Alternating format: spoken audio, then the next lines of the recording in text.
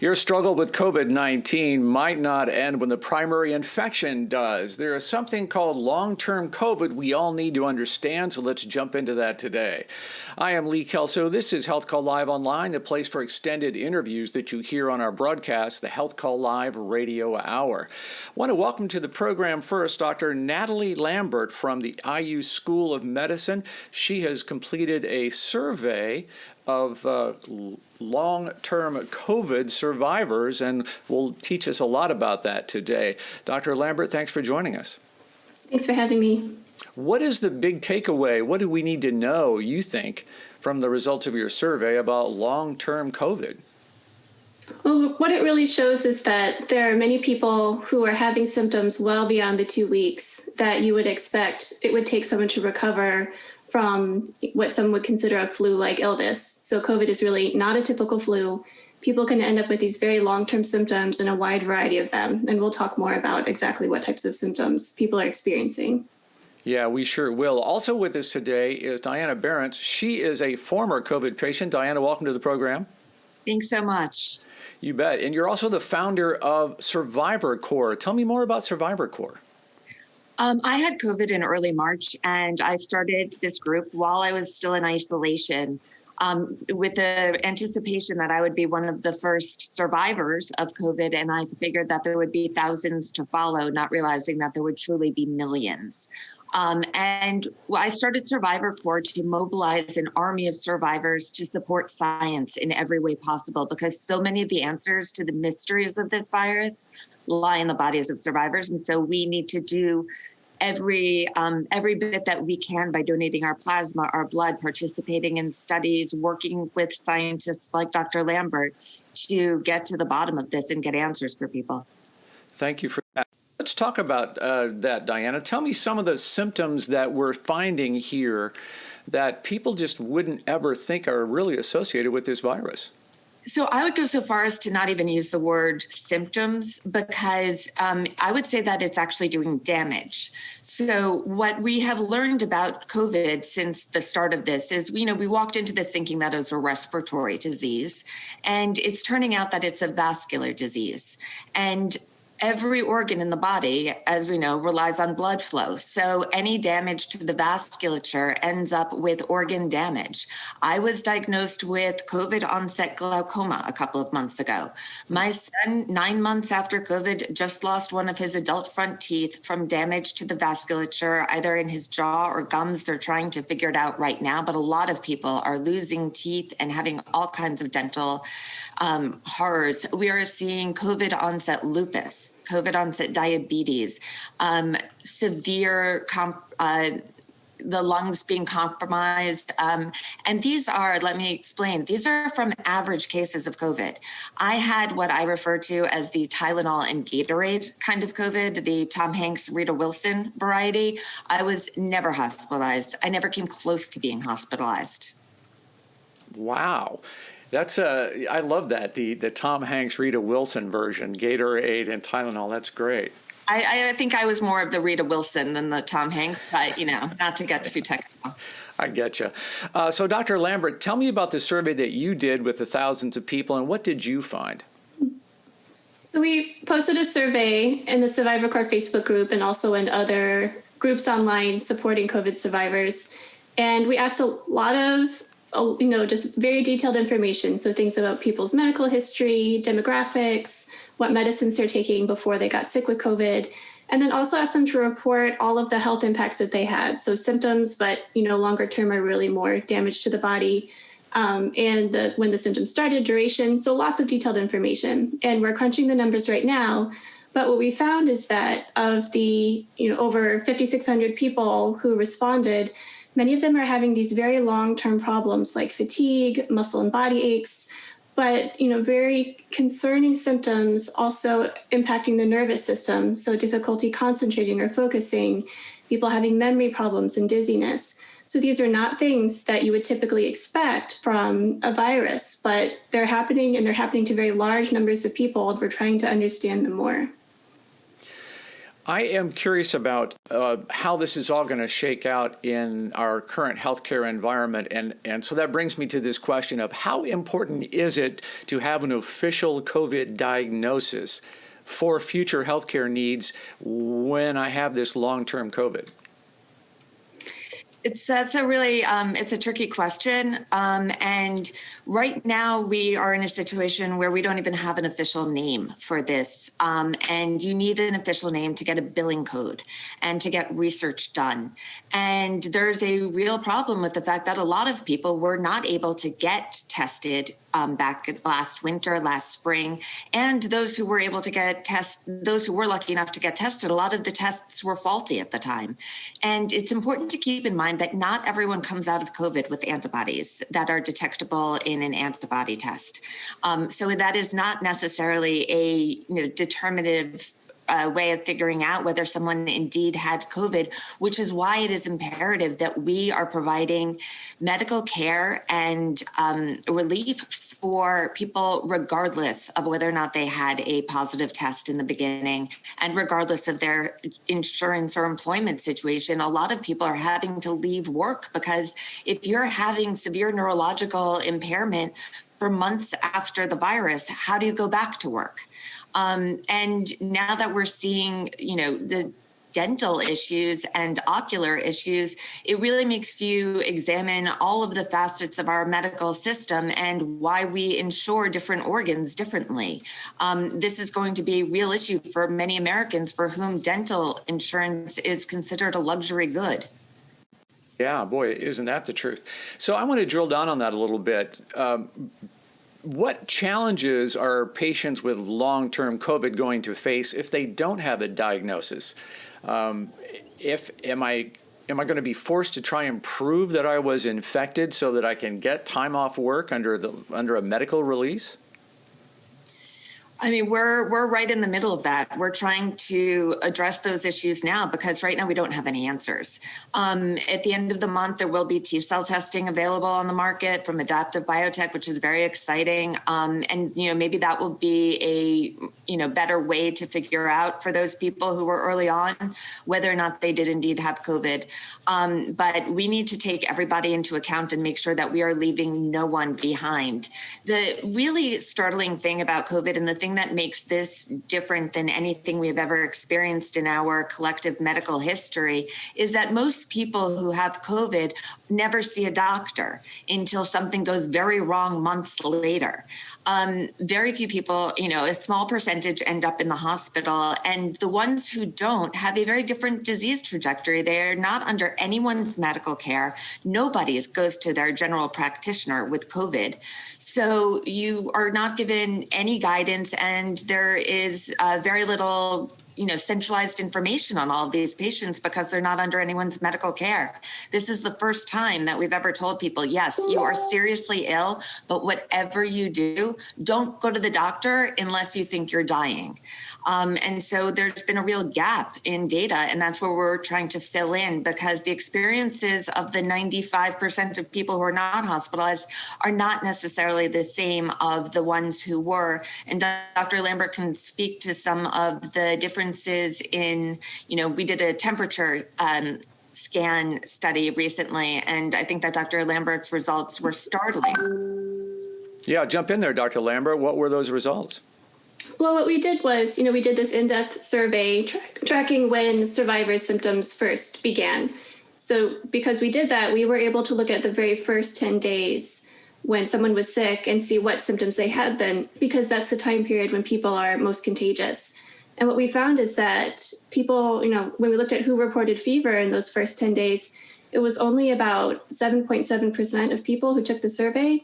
And if we calculate in the 40% of people who are asymptomatic, that equates to only about 4.6% of people with COVID having a fever when they're contagious. So as you can see, doing a fever scan, checking your child's temperature before you send them to school or getting your temperature checked before you go to the doctor's office is just not an effective screening tool at all. We need to develop rapid COVID tests that we can do when someone has any symptoms of illness, that they could take that test and get an answer that's accurate, and that would help us prevent the spread of COVID.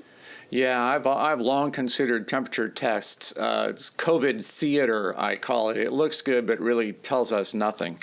What more can you characterize who do you have enough data to tell us who the long-term COVID patient is likely to be? Well, I can tell you who took our survey. No, this is the hard part again, because we don't have large-scale medical records on everyone who had COVID, and that would enable us to look at the percentages of different types of groups. All I can talk about right now is who took our survey, and I can tell you that there are far more women who took the survey. The average age was about, in their mid-40s for people who took it. But when it comes to the overall age range, it was also every age of people who took it and reported these long-term symptoms. So people in their 20s to people in their 70s. So what it kind of tells you is that, perhaps women are more susceptible to these long-term symptoms. We need to look into that more. But overall, people of any age with seemingly any medical history, they could be very healthy before they got sick, can end up with these very long-term difficult impacts. And right. And just to jump in there, the one thing to build off of that is that many of these people, I think 80% were not hospitalized who participated in this study. And so many of these, when the COVID was acute, a lot of these people had, very average cases like mine, these Tylenol and Gatorade cases. So I just want to make sure that people don't think that this is the aftermath of being on a ventilator or being in an ICU.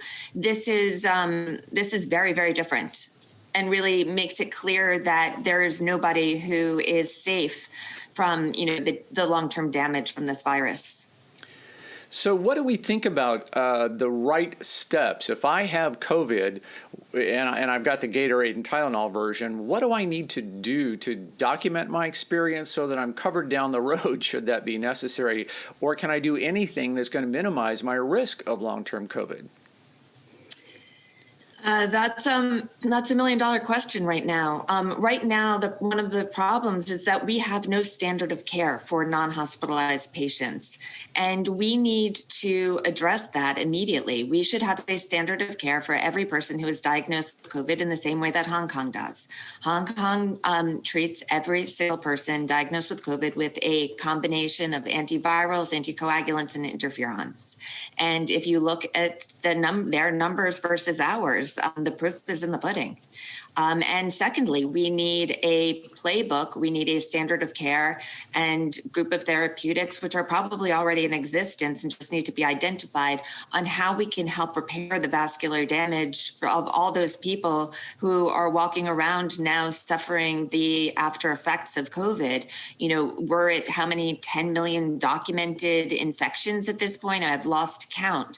According to the CDC's own numbers, if you take 1/3 of that, look, you don't need to be an epidemiologist to do the math there. The numbers are startling. Yeah, they are. Let me just put a point on that. On a previous broadcast, I was talking with an ICU intensivist from California, was our guest, and a local physician called in to ask what he should be sending his COVID patients home from the hospital on. This local doctor was underinformed and seeking advice on a radio show, for goodness sake. So to your point, yeah, there is no standard of care. It's ridiculous. We've found as well that people experiencing these long-term COVID problems are actually going to the survivorcore.com website and downloading our white papers, where we've tracked and graphed the different symptoms that people have reported, printing that and taking it to their doctors to try to educate them, to help them understand what they're going through. So we've seen this before in the American healthcare system, but we need to be doing a lot better. And I think we need a strong national leadership and policy that's getting this information out there quickly to everyone who can make use of it. Okay, so good point. Tell me what I can use. How can I use the information that you've produced in your surveys, Dr. Lambert? Well, if you go to the survivorcore.com website and you go to the research and reports section, you'll see the white papers that we've created. And what they do is they describe the long-term health impacts that COVID survivors have told us about. We're going to be uploading more of these papers, and they're targeted towards a general audience so that anybody can read them and figure out what we're talking about. You don't have to be a scientist or a medical doctor to see that. And what I encourage people to do is also to go to the Survivor Corps Facebook group, take a look at people posting their stories there. And what that can help patients do is to try to understand, if they have felt like their heart was racing or their joints are aching. A lot of people don't associate that with COVID right away. They might think, it could be something else, or, maybe this is something that arose outside of COVID. But what helps people to do is compare their experiences with other survivors and try to make those connections and try to see that they may actually be a long hauler. And we see physicians doing the same thing. I was very heartened to read a personal narrative a few weeks ago by a British doctor who saw a patient who thought he had COVID, had not been able to secure a test in the spring, did not have bodies, and but was pretty sure he had COVID, had the symptoms that matched up, and was presenting with peripheral neuropathy. The doctor looked at the patient and had no idea what the possible connection between peripheral neuropathy and COVID could be, went onto the internet and found Dr. Lambert's study, found peripheral neuropathy not so far from the top, and was able to use that information to make a diagnosis and to start to help this patient in a way that couldn't have been done otherwise. This is a unique moment where the patients have in many ways become better experts on the disease than the doctors. And so by having one place, one central repository where all of this information is being shared, we're able to, through Dr. Lambert's great work, really take that information and feed it back to the medical community and the scientific community and to the patient population so that they can use it to advocate for their own best health. I just don't know right now what the circumstances are from a healthcare standpoint and insurance. So is all COVID-related sequelae, is that covered and under my health insurance if I have it? I couldn't answer that for you right now. And we're having a lot of members who are having a lot of difficulties with their insurance policies because nobody really knows the answers to these things. And so different procedures are being billed under different names and different codes, and things aren't matching up. And people are having a lot of difficulty navigating this because there are a lot of unanswered questions right now. It's also coming back to the point where if someone has an official positive test in their medical record, it's much easier for them to advocate for getting things covered, whereas people who are unable to obtain a test are having a much more difficult time. So we can see that we have to come up with a completely new way of diagnosing and also billing for COVID. So right now, is it your advice if I think I have COVID? I mean, for example, let's say it comes to my home. I know my husband is positive, and now I feel lousy, so I just assume I have it as well. I might not go get tested. What's the point? But are you suggesting that I absolutely should have a positive diagnosis? For multiple reasons, not just for that one. For public health reasons, we need a proper count. The hospitals need to be ready of how many beds need to be ready. It is an absolute civic duty to get tested because we need all of that data to determine when to close things down if our infection rate gets too high. Without that information, we can't make good, solid policies grounded in science and data and the latest numbers. I mean, that would be just one of the myriad of reasons to get tested, but I'll leave the others for Dr. Lambert, but that would be my first. Well, I would also say it's important that, the timing of when you get tested can have a big impact on whether or not you get a positive test if you really have COVID. So some people who went and got tested the same day they first came down with symptoms, they did not have enough of the virus in the areas where the test is looking for the virus to get a positive result. So I would really recommend people to do some Googling on that, talk to their doctor. But in general, a lot of people are saying you want to get tested about 4 or 5 days after the first onset of symptoms. But it also kind of depends on the severity of the case. So definitely talk to your doctor about that. If you don't test positive the first time, you're still having a lot of symptoms, it is okay to ask for another test. Absolutely. We need to wrap things up, ladies, but I'm going to ask you, and I'll start with you, Dr. Lambert. Give us a summary here. What's your closing thought? What do you want people to walk away with? I want people to understand that, COVID-19 is not just a flu, and it can actually have some very long-term health consequences for you and your family. And I know it's scary to think about, but the very best thing that anybody can do is do everything they can to avoid getting the virus in the first place. So definitely wearing your mask, social distancing, even though it's hard during the holidays, still, not having those big family gatherings and all of that. And it's not just about avoiding getting something that could last for a couple of weeks. It's something that could last with you for many months, or we don't know how long, maybe the rest of your life. So just encouraging people, protect yourselves, protect your families, try not to get COVID. And Diana, how about a summary from you? What do you want us to take away from this time together? I'll take what Dr. Lambert said and take it maybe one step further. And I would say cancel the holidays this year. Yes. Do it on Zoom. It's just not worth it. None of it's worth it. There's a lot of guidance being given now on how to have your holidays safely. The best way to stay safe is to stay home and keep everyone else out of your home. There's too much risk. The numbers are getting way too high, and none of it is worth it. Skip holidays 2020 so we can all live to see holidays 2021. I hear they're going to be way better. That is Diana Berrent. She is the founder of Survivor Corps. Thank you very much, Diana. Thank you. And also with us, Dr. Natalie Lambert. Thank you, Dr. Lambert. Thank you very much. Dr. Lambert is an associate professor of medicine at Indiana University School of Medicine, and also conducting surveys on just what's going on with long-term COVID. Thank you for joining us. We'll see you again next week.